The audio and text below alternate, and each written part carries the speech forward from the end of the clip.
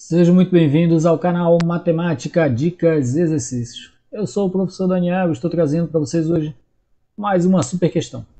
A nossa questão de hoje é: determine se a série converge e, se convergir, encontre sua soma. Então veja, o nosso exemplo de hoje é a seguinte série. Somatório quando k varia de 1 até o mais infinito, da seguinte expressão, veja: 1 sobre k mais 2 vezes k mais 3. Veja, nosso primeiro teorema que nós aprendemos quando estudamos série é que se as somas parciais,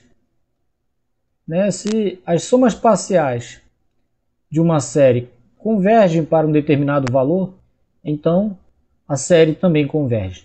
Tudo bem? Entretanto, para esse tipo de série, não é tão fácil ver a convergência através das somas parciais. Ao invés disso, eu vou mostrar para vocês que existe um padrão nesse tipo de série. E toda vez que você se confrontar com esse padrão de série, esse modelo, você vai perceber que se trata de uma série chamada, escrever aqui, vou botar em caixa alta aqui, chama série telescópica, é uma série telescópica. Tudo bem? Então toda vez que você se confrontar com esse modelo, você vai saber que se trata de uma série telescópica. Então veja, o padrão que eu quero que você observe é o seguinte: toda vez que nós tivermos uma série com k variando de 1 até mais infinito, da seguinte estrutura, veja, 1 sobre k vezes k mais 1. O que eu quero que você perceba aqui? Que no numerador, o numerador aqui é 1. Poderia, Daniel, ser um número diferente de 1? Pode. Esse aqui é o modelo mais básico. Mas os outros você apenas vai adaptar a ideia, mas a ideia geral é essa. O numerador é 1. Tudo bem? Mas no denominador, eu quero que você veja o seguinte padrão. Existe um número que está multiplicando o seu sucessor. Então veja, por exemplo, o sucessor do 2 é o 3. O sucessor do 3 é o 4. O sucessor do 4 é o 5. Tudo bem? Lembrou? Então veja, quando eu tenho k vezes k mais 1, então veja, imagina na reta numérica. Imagine que o zero está por aqui. Imagine que o k fica bem aqui. Se o k fica bem aqui, o cara que está na frente dele é quem? É o sucessor dele, que é o k mais 1. Tudo bem? Dentro com os números inteiros, claro. Então veja, toda vez que nós olharmos para uma série e nós tivermos esse padrão, veja, 1 sobre um número vezes o seu sucessor, veja que aqui é k mais 2 vezes k mais 3, ou seja, o sucessor de k mais 2 é o k mais 3. Imagine, por exemplo, que o k vale 1. Então nós temos 1 sobre 1 mais 2, 3, vezes 1 mais 3, 4. Então esse é o padrão, veja. Numerador 1 e no denominador eu tenho um produto de dois números, onde um é o sucessor do outro. Toda vez que você olhar para a expressão e verificar esse padrão, ó, 1 sobre k mais 2 vezes k mais 3, ou 1 sobre k vezes k mais 1, ou seja, é um número vezes o seu sucessor, então nós estaremos diante de uma série telescópica. Você vai me dizer, tá, Daniel, eu já entendi. O numerador é 1, o denominador é um produto de dois números. Pode ser três números? Pode. Vai dizer, ah, Daniel, tá, até aí eu entendi, mas qual é a característica de uma série telescópica? Além de numerador igual a 1 e o denominador ser um produto de dois números onde um é o sucessor do outro. É que esse tipo de série, se nós formos abrir ela aqui, ela vai ter uma particularidade bem interessante, veja. Quando k vale 1, quem é o primeiro termo dessa série? Vai ser, veja, 1 mais 2, 3, vezes 1 mais 3, 4. O primeiro termo é 1 sobre 3 vezes 4. Tudo bem? mais o segundo termo é 1 sobre. Agora imagine que k vale 2, então será 2 mais 2, 4. 2 mais 3, 5. Então veja que esse padrão ele vai continuar se repetindo infinitamente. Nós teremos sempre 1 sobre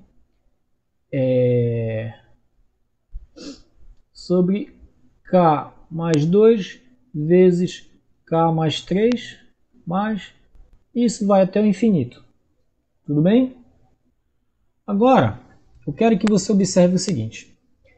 Eu vou reescrever essa série telescópica de outra forma. Veja, eu vou construir duas frações de forma que eu consiga quebrar no meio esses dois denominadores. Ou seja, eu vou criar duas frações em que o k mais 2 é o denominador de uma e o k mais 3 é o denominador de outra. Como assim, Daniel? Da seguinte forma, veja. Deve existir um número real A, tal que se eu fizer A sobre k mais 2, menos, deve existir um número real B, tal que ele é o numerador da fração k mais 3. Eu estou afirmando para você que existe um número real A e existe um número real B, tal que eu consigo pegar essa fração e separar em duas frações onde cada fator desse denominador é o denominador dessas frações. Tudo bem? Então, vamos encontrar que números reais são esses. Veja, se isso aqui é verdade, então quando eu tirar o MMC, dividir pelo de baixo e multiplicar pelo de cima, o que vai acontecer?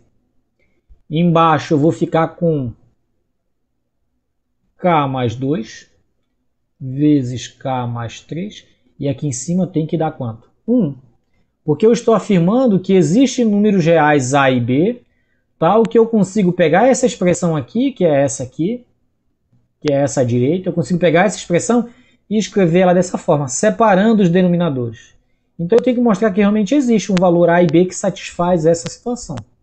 Vamos encontrar então os valores A e B. Então veja, eu vou tirar o MMC de k mais 2 vezes k. Eu vou tirar o MMC de k mais 2 e k mais 3. Como eu não sei o valor de k, então eu não sei quanto vale k mais 2, nem sei quanto vale k mais 3, eu julgo que o MMC entre esses dois é o produto entre eles. Tudo bem? É o produto entre eles. Então eu vou fazer aquela regrinha. Vou dividir pelo de baixo e multiplicar pelo de cima. Veja, k mais 2 vezes k mais 3 dividido por k mais 2 vai cancelar e vai sobrar k mais 3. Então vai ficar assim, ó, A vezes k mais 3 menos a mesma coisa. Quando eu dividir o denominador aqui, k mais 2 vezes k mais 3 por k mais 3, vai cancelar o k mais 3 com o k mais 3 e vai sobrar k mais 2. Então vai ficar B vezes k mais 2. Tudo bem? Isso eu estou dizendo que é igual a quê? A expressão que eu tinha anterior. Eu não posso gerar uma expressão que não seja equivalente ao que eu tinha. Eu estou apenas fazendo um trabalho algébrico. Eu não posso mudar os valores, tudo bem? Agora, compara esses dois, o primeiro membro e o segundo membro. Veja que esse denominador é igualzinho a esse. Olha, se eu tenho duas frações e eu estou dizendo que elas são iguais, se elas têm o mesmo denominador, obrigatoriamente elas têm que ter o mesmo numerador. Claro, Daniel, tem que ter o mesmo numerador, porque se eu digo, por exemplo, que 2 sobre 3 é igual a x sobre 3, então o x tem que valer quanto? 4, é lógico. Então é a mesma ideia que eu estou aplicando aqui, veja, tudo muito simples. Tá, se isso é verdade, então vai acontecer o seguinte, veja, eu vou fazer a distributiva aqui, aqui e aqui, veja. A vezes K vai ficar A vezes K. Mais A vezes 3, 3A. Menos B vezes K vai ficar menos B vezes K. Menos B vezes mais 2 vai ficar menos 2B. Então tudo isso tem que ser igual a 1, tudo bem? Os denominadores são iguais, eu estou igualando agora e analisando só os numeradores, tudo bem? Veja que no primeiro termo aqui eu tenho A vezes K e aqui eu tenho menos B vezes K. Eu vou botar o K em evidência e vai ficar A menos B. Tudo bem? E aqui vai ficar assim, ó, mais 3A menos 2B. E isso é igual a 1. Agora acompanhe o raciocínio. É simples, mas tem que prestar atenção. Veja. Desse lado aqui só tem um 1. Desse lado direito, no segundo membro, só tem um 1. Você percebe que não existe ninguém multiplicado pelo K? Olha, aqui eu tenho 3A menos 2B, aqui eu tenho K vezes A menos B. Desse lado aqui só tem o 1, não tem ninguém multiplicando o K. Não tem, porque o cara que está multiplicando o K é 0. E todo número multiplicado por 0 é 0, por isso que ele não aparece na expressão. O que você está querendo dizer então, Daniel? Que esse cara aqui que está multiplicando o K é 0? Exatamente. Então significa que o A menos B ele tem que ser 0, porque aí o K some daqui e fica 3A menos 2B igual a 1. Isso aqui, obrigatoriamente, significa que o A ele vale o mesmo valor que B, eles são iguais. Olha só, estamos evoluindo. Agora veja, então significa que o 3A menos 2B ele tem que ser igual a 1. Ora, mas o A é igual a B, então eu vou substituir esse 2B por 2A, vai ficar assim, ó, 3A menos 2A é igual a 1. Ora, 3A menos 2A é A, então o A vale 1. Mas o A é igual a B, então o B também vale 1. Olha aí que legal. Isso significa então, Daniel, que a gente pode reescrever a nossa série telescópica da seguinte maneira. Eu vou escrever ela lá embaixo. Espero que você esteja acompanhando o raciocínio aqui. Ó. Vamos reescrever essa série aqui embaixo. Veja. O que nós estamos afirmando então é que eu posso reescrever essa série da seguinte maneira. Veja. O somatório com K variando de 1 até o infinito. Eu vou trocar agora essa expressão e vou escrever ela assim. Ó. O A vale 1 sobre... Aí vai ficar K mais 2 menos 1 sobre K mais 3. Porque o B vale 1. Ou seja, essa expressão aqui, que nós tínhamos inicial, ela é igualzinha a essa daqui. São equivalentes. Tudo bem? Só que agora, olha que vai acontecer a mágica aqui. Eu vou reescrever essa série, vou expandir ela da mesma forma que eu fiz aqui. Eu vou calcular quando K vale 1, quando K vale 2. Veja que aqui, nesse desenvolvimento, nessa soma da nossa série telescópica, não dava para somar infinitos termos, porque os denominadores eles iam crescendo e a gente não tinha como fazer achar um padrão para fazer essa soma. Mas aqui embaixo vai ficar fácil. Olha só o que vai acontecer aqui. Vejam a mágica acontecendo. Olha só. Quando K vale 1, vai ficar 1 sobre 1 mais 2, vai ficar 1 sobre 3. Menos 1 mais 3, 4. Então, menos 1 sobre 4. Mais o segundo termo. Vou colocar até um parênteses aqui. Ó. Aqui é quando K vale 1.